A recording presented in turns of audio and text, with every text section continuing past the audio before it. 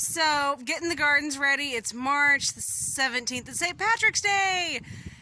So today is just amazing. We've got a light breeze. It's about 61 out here. I think we're supposed to hit 65. But anyway, I'm going to get out here in the garden. So behind me is my neighbors. They're very, very backyard. I made a deal with them a while back, a couple years, 3 years ago, something like that, to garden back there. So I'm going to go back there with my lawnmower and I'm going to mow down the beds as short as I can, sprinkle the grass back on the beds, and then I'm going to be making multiple trips from the goat yard. I'm going to be raking up aged goat manure fertilizer and putting it on the beds. And then after that, I've got to go get some black plastic and I'm going to put it on there to solarize those beds. That way it'll heat up the soil, and anything that we don't want growing in there, like weeds, will germinate and then they'll die. Now, if you don't have black plastic, you can use a tarp, you can use clear plastic. I've used it all and it all works. Black just kind of speeds it up a little bit faster. But that is today's game plan. I actually don't have any, well, I have some plastic. I gotta see if I've got enough, maybe. I really don't think I do. But I at least want to get some of them started today and get them cleared, everything like that, so we can get ready for growing season. I feel like I'm a little bit behind, but that just means that what I would like to plant back here, my first crop, I'll just have to go plant in my raised garden up front or in my other garden that's ready instead of back here. But no big deal. I've got a while to get growing.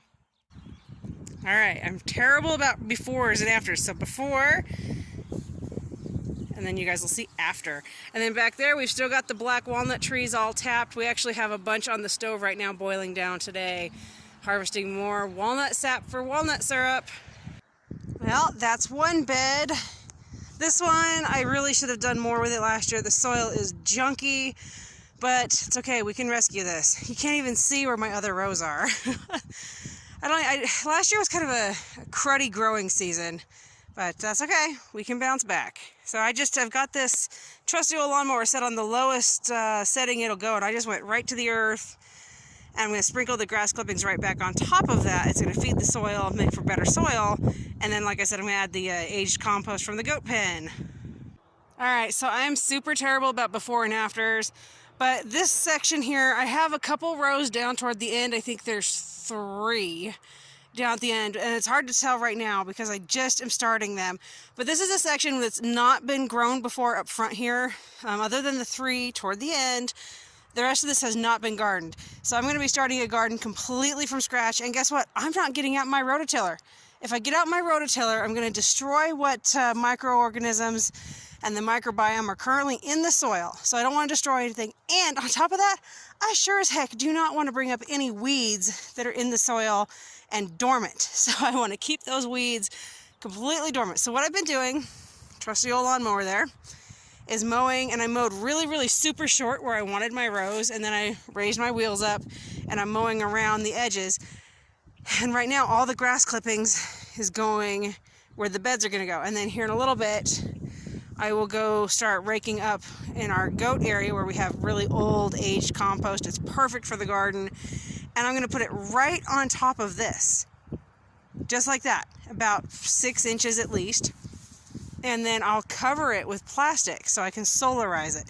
That's going to create warmth in the soil that I'm creating in the bed. It's going to bring in warmth, which if there's any seeds, it'll help them grow, which we don't want them to, but we want them to in this case because we want them to grow, we want them to sprout, and then we want them to get overheated, cook, and die.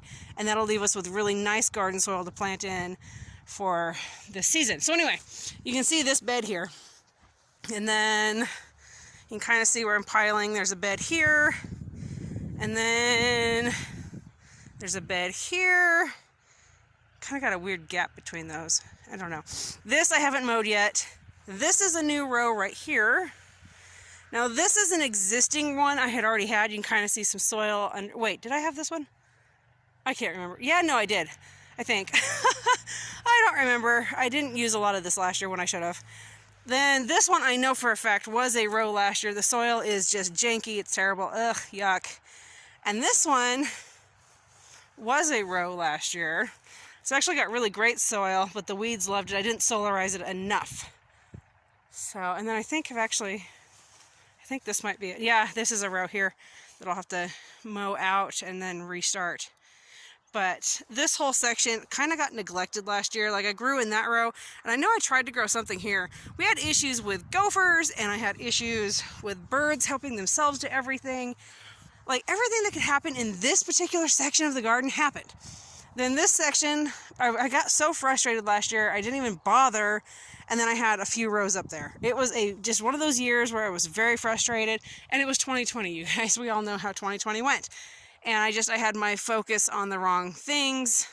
I mean, I was gardening, but it was easy to let my brain get wrapped up in 2020.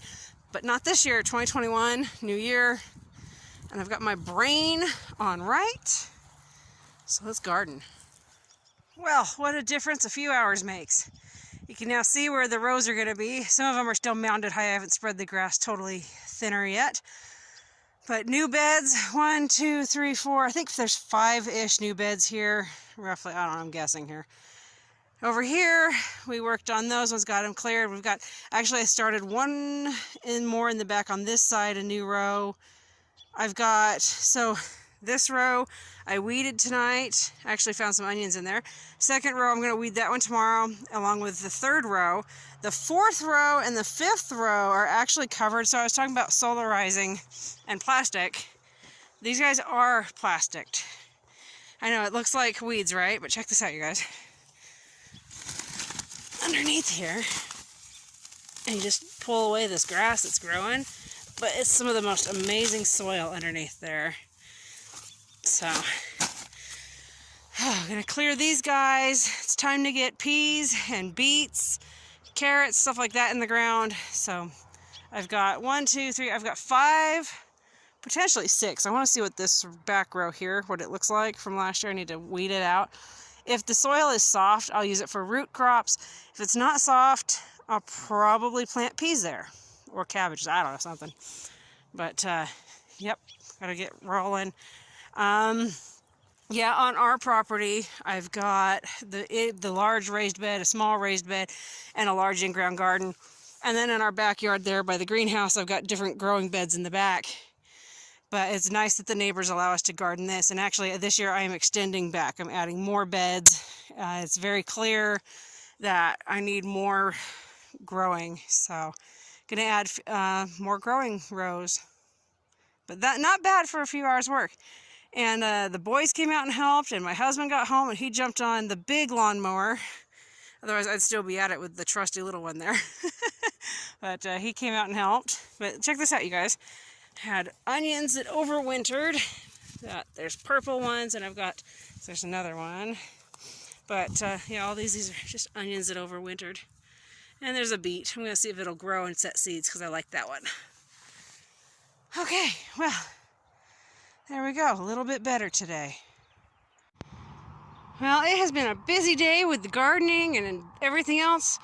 But it wouldn't be busy if we weren't doing something else. The neighbor is relocating some fruit trees that she doesn't need, and we're relocating them to our house.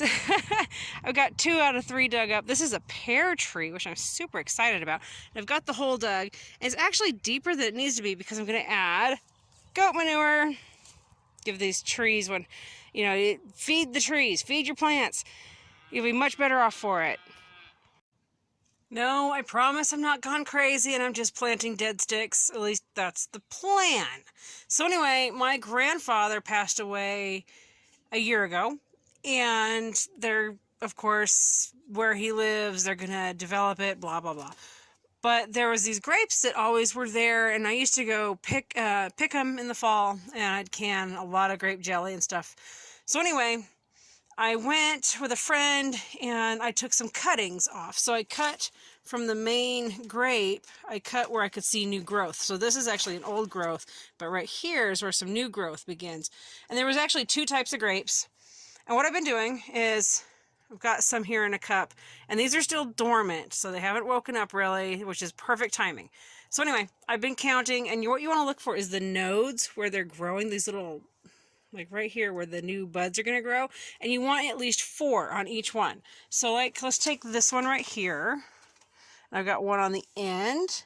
There's 2, there's 3, there's 4. So I'm going to cut it right, yeah, well, I'm going to cut it Yeah, I guess I'll cut it right there. So right here, I've got some honey. I don't have any root hormone, but honey works just as well. Real honey, not the store junk that's processed. You want real raw honey. Anyway, I just dip the end in the honey, roll it around, and then, it's hard to do this one-handed with a camera.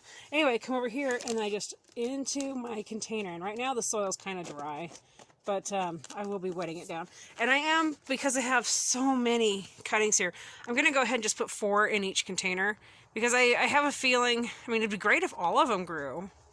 But you know, the chances of all of them growing is pretty slim, I'm sure. I don't know. I guess I'm doubtful. If they all grow, fantastic. Not only will I grow some, but I'll be giving them to family and friends that want any of them, and they can have some. I don't even know what kind of grapes these are, you guys. No clue. They're very old grapes, and I just know they were very tasty. So I'm just going to keep going. But if you guys, you know, this is the time of year where if you want to get some grape cuttings, do it now, and make sure you look for the new growth, like last year's growth. You'll notice a different color in the vine. Like last year's was tanner, and the new growth was sleeker, and you'll notice a difference. And there are 2 different, like this right here is a tanner grape. It's a different variety. It's very light versus the darker vine. But anyway, yeah, this is the time to do it, and you don't need root hormone. Just get yourself some real honey, dip them in the honey, put them in the soil, and make sure you keep your soil moist, and give them some time, and you'll start to see, hopefully, some growth. Well, it's getting late, and I had to turn on the heat lamps in here in the greenhouse so I can keep everything in here happy for the night. Got to water these guys, but I ended up with 9 of these little squares with 4 grapes, and 1 has 3. So I am pretty excited. You know, I'm pretty impressed. So 39 plants, we'll see. Hopefully all 39 will grow. We'll see what happens. I've never done this before. It's the first time, so just playing with it. It would be really fantastic though if these grapes would grow, have something that I can grow, and then hopefully pass on to my children, and then maybe they'll pass it to their children, and we just keep this the grapes alive in the family.